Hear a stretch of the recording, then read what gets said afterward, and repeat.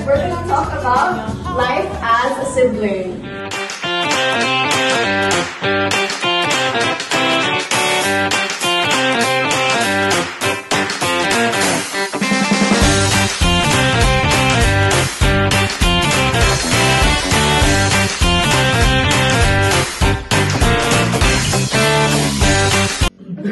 So, to start our podcast, the first question kay Farah and Brent. So, what role do you take among your sibling group? So, wala man ko sibling sa balay kay kamera man duha sa akong lula. Dayon half-half raman mi sa mga sugo bitaw mga chores like ako mga labar mo jud ko ako tig panglabas ng mga sanina. Usahay manghugas pod if wala klase ako jud manghugas niya. Dayon tabang-tabang nas bay. Ikaw, like, same question lang yapon. Ang roles ba sa house is same ra ni Brett, magbuhat sa chores, pero di ra po bilang ako sa I have another older sibling po na siya ang pag-wash sa dishes, siya sa mag-hay-hay na and napo ko duha ka younger sibling kaya makatabang po ginambay. So yeah, pareha ra po ni Brett na igon ni magbuhat sa household.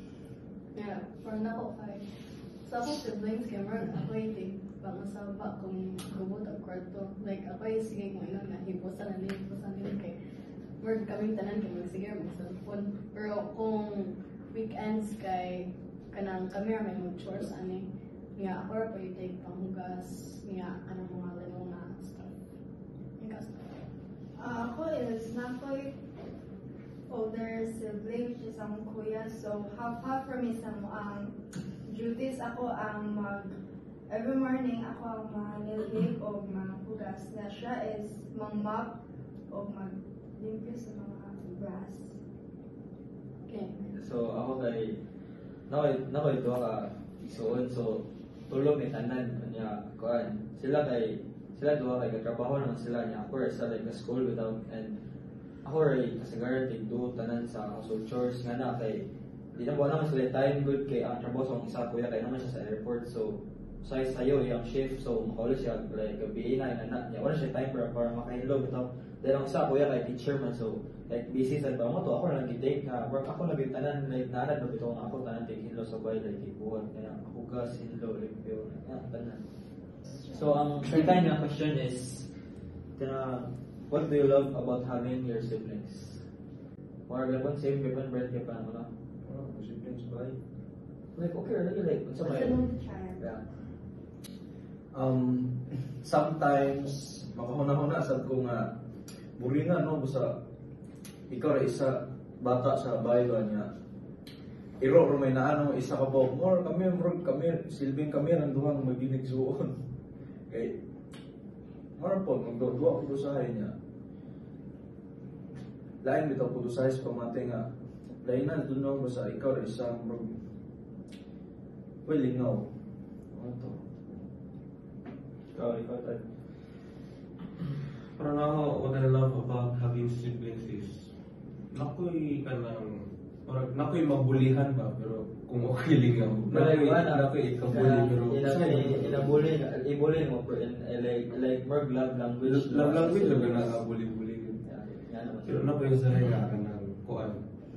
Naisayo, nailakaw ko kuya mo makauban ko balumban ko gaho. Mga malingaw ko sa akin. Yeah, parang ako kanang lingaw pag kung may siblings kay maka-share mo interest niya kanang parehas hindi nga magbuli-buli as a love language niya sometimes pag kay mag-share mo mga things niya dagan mo learn pag kay lahi-lahi mo personalities. For me, kay ako may age gap, so nanggarit ang kuya, so different may vibe for personality. So pag bata kanang magkasinabot may pero karon is like sometimes kung may mag-talk kami mostly is mag-away or message dili may magka kana same o like wala na tayo may time para maka-talk na so wala work malahi na if mag-share mo balik kay may own nga priorities di ba na wala so kanang ganan ang naganan ako sa like nang ako siblings kay kuan if like kita na may problema as family like masturyan din ninyo like open na masturyan mo sa siblings then nasa kay makuha nila nga more lesson bitaw like more kanang tambagan bitaw kanila kung sa buhaton nga na then concept like interest hobbies halos lang isulod kay same man may mga interest yun nga na niya to like sabay mo sa kuan niya akong pinakaganahan kay if like mulakaw bitaw ang mga kuya then dalawan ko sa ilang mga lakaw then mag-uban sa ilang mga old nga batch nga na like if magtapok sila niya araw sa kilid like maminaw like dala ko kung ma-learn sa ilang story like mo to akong ganahan as kanang simple yeah ang third question is are there any things you don't like about having siblings? Ang ganahan is kanang mga pagkaon or mga gamit ano ako kay yung kwaon or like ano ito i-save na nimo like kanina ba or unya na Or else like kaya bagapot di mo sabi kay kaon na or like gamay nag-ibilin so mo siya lang di mag-out dili magkasundo like ano na relate po ko na kanang sa una pagbata no kay hilig mo kung anong sweets mga junk foods nga na kanya kaya bitaw mo pa ako papalit like groceries nga na ako magpapalit bitaw na food specific na food nga ganahan ako yung taguan, yung matingaw ko, ikaon ako ng time kay mawala. Bitaw man ako kawain, makadoan ko yan. Ilang ikaon man dahil sa mga kayo. Okay, para na po, downside kung may siblings kay kanang ang among room kay shared man. So, everyday kung maghipos, yeah, sila kay maggubot-gubot bihapon yan. Mga sige, like everyday ako silang kasaban. Kay, like makalabad dyan sa kung gubot kayo ang kwarton, yeah, like mag-try kong toon, and then na ay magduwag, like, Roblox. Yung man kayo. Pero ka na rapon. Me as a sibling, kung nakita niya downside is, so far is, dili mi magkasilabot every time og may sugo. Kay, the way among igual og chores kay lahi og style. Na every time of like kung kuya siya kanunay tigugas sample na then ako na po yung puli niya hugas di ba may parehang hinugasan niya style so muhatag siya tips pero muhatag siya tips na murag dili effective para na ako ba na mo nang ma-irita ko gamay pero sa kanugayan ma-learn mo na ako sa to yung maayo ito nga tip pero gata. So, para na ko, kanang, if na kay, so, masamukan bitaw ko usahay kay, bisita mo na akong mga manghod, bisita sa bahay niya. If ako naman sa kwarto niya, usahay kay magsudsod niya, aliwarusan bitaw ko, kanang wala na yung privacy ba, kanang, magkalitag sa muksamuk ko, kanang usahay makapikon ko, usahay kay, usahay kay, ano, akong kasabaan. Bro, kanang pagpasaba ko din mo kay it's a way mong nga mo teach kanila in order for them to learn without like discipline side na di mo na inon nga ikasupan kay di ka ganahan nila ikasupan mo sila in order for them nga maka-learn kay sakto man sad na nga if like lain bitaw po if like may mo solder kalit sa mo room bitaw like mas mayo mo if like mo nak una or manangin if pwede pa mo solve yan na manang sakto but like ay nagit so pa. So, next question, what's the most memorable thing you did with your siblings? Nako kay, dili siya one nga thing, pero ang most memorable thing dyan ako kay kung kanang manglaad bitaw may niya. Kanang dili may magamit og cellphone nga na lingaw rin dyan siya kayo. Especially kanang katong bata kami. Nga, apel po akong mga igagaw niya, mag-sleepovers may, yeah. Di nga kaya niya, kung inanang matimes kayo makasink dyan kung like, kung lingaw dyan kung na-ay siblings bitaw. So, ako is, kung during pag napa sa HSS ang kuya, elementary pa ko, high school na siya, na if ever maganin ako kaaway, sumulong ko niyang bilak. Sumbok ko. Sumulong daw, nag-ira akong katawan, pero for me, mga happy result ko kay malatin ako mo, then, kapag times, isagdan ko ng mga McDo, like mga pagkain, mulakaw siya. So, much memorable, and also, kanang, if wala na po yung gadgets, niya, or mga family, like, kanang tapok-tapok, nga kami ra magkasinagtan na siya, kami ra po mag-story niya.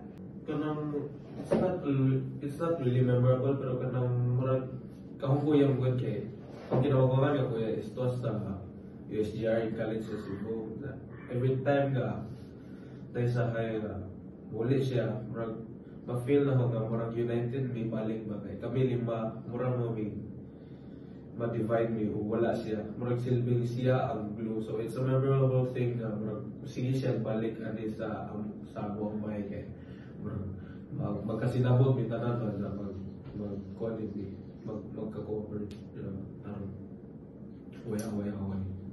So akong memorable thing with my sibling kay sa una hilig man suming bike sa una nya kami ra bitong duha mag-ayo-ayo magkasinabot nya karon pod more on motorcycle naman jud may kami usahay kung patabang ko sa akong mangod kay siya man jud mo gama sa akong motor pinamobil kasi pangbutang nga pisa diha nya more memorable ako kay nakoy manghod nga motabang nako murag dili na bitaw kinahanglan mangayog kwarta pero usay tagaan ra sa tao kay deserving po niya sa effort niya. So, akong pinaka-favorite na memory sa with my siblings kay kanang time bitaw nga like mudong like magkuhan bitaw family gathering na niya mostly ang family gathering kay connected man with nature then mo to like ato may sa nature kay like mag-storya may like personal na like about like mga chika gag na sa gagaw like siblings nga na niya kuan kung ganan sa itong party ka ng no using of phones bitaw like pure na storya kay hardest kung ay magsige tag gamit og phone bitaw kay murag kanang memories bitaw nato kay murag wala ra bitaw if mag-use tag phone kay murag unsa man tong gidong ani if like mag-phone ra to so ito ang gigamit among time na mag-storya kay like wala phone mo pinaka favorite na memory. So you and your siblings divide responsibilities maybe big or small na responsibilities.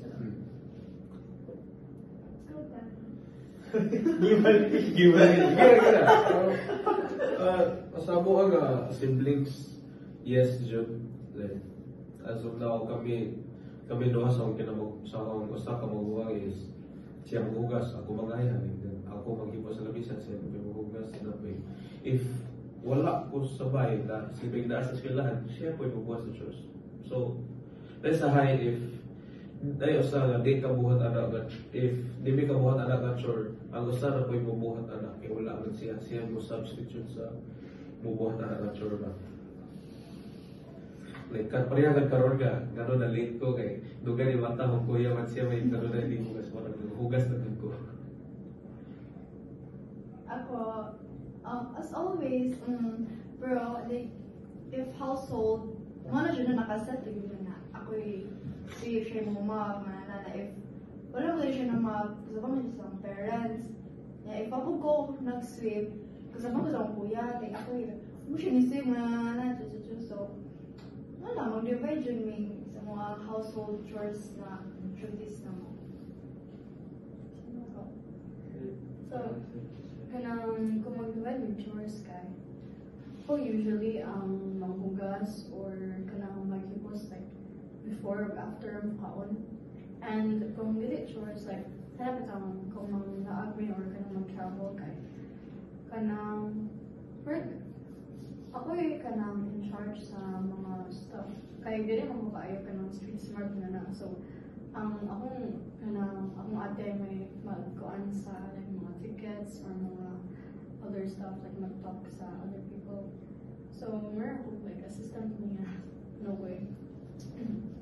So, like what I said earlier, wala man jud ko siblings sa balay, kami ra jud duha sa ula. So, yeah, mo first itong sa akong giingon ganyan na unsay mga sugo ra akong buhat first sa kay ako may manglabas sa ubang sa ina niya. Akong lula may manglabas sa mga puti kay di pa mahukayo kay ba manglabag mga puti bitaw.